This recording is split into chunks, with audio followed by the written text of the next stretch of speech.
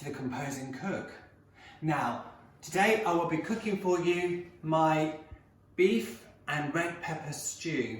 So in my bowl here, I've got some lean diced beef or stewing steak, which you get in the supermarkets already chopped up for you, with 3 tablespoons plain flour. All I have to do is get with my hands and mix the whole thing up so that all the meat is covered with that flour. What I have in here is 50 grams butter and about 2 tablespoons oil. What I need to do is add the beef in batches and cook it until it's brown. It doesn't have to be cooked all the way through, just browned. Okay. What I'm going to add to the pan now is 2 large onions. These are really big onions. If you can't get large onions, do about 3 to 4 medium sized and that's fine. Put that in. And you want to cook the onions until they're softened. Perfect. The onions are looking good. So I'm going to throw into the pan 2 red peppers, which I have sliced. Look at that. Right, chuck them in. You don't need to cook these through. You just kind of want to sweat them a little bit. Sweat them a little bit. And actually, my fellow composers, while I'm here, if you're enjoying my videos, don't forget to hit the like button, subscribe button, and hit that bell notification button so you don't miss any of my future videos. You wouldn't want to do that now, would you? No. No. So exciting. Isn't it just? Goodness me. Now what we need to do is get that beef, all that nice cooked beef, throw it back in the pan and give the whole thing a good toss. This is looking good, scrumptious, mumptious. On my plate here, I've got 3 tablespoons tomato ketchup, 1 teaspoon salt, and 2 tablespoons paprika. The whole lot needs to get thrown in now. Just give it a rough mix. Nice. Yeah. Yep.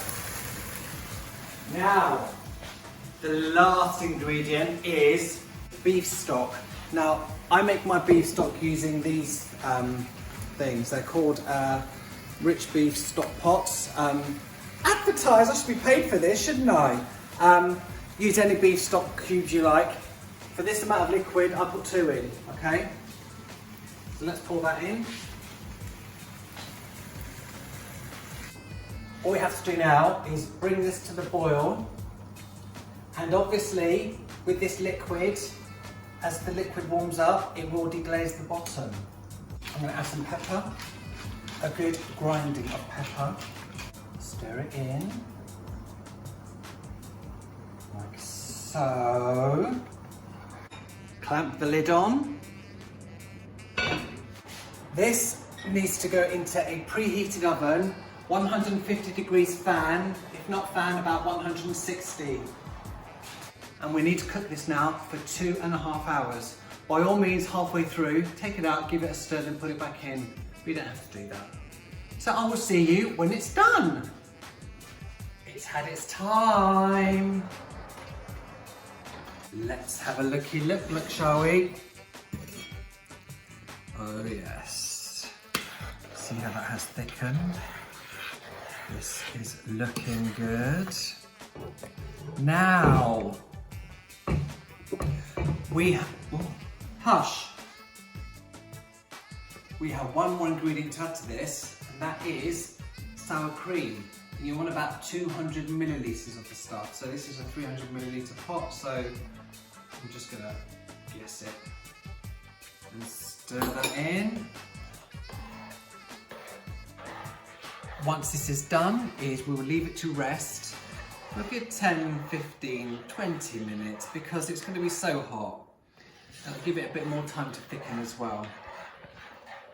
So with that sour cream I've got left, what I'm going to do is I'm going to put a couple of dollops on it like this, get a fork and just swirl it round like that. And I'm going to add some chopped chives. Just FYI. Alright. Make it, enjoy it, and you will love it.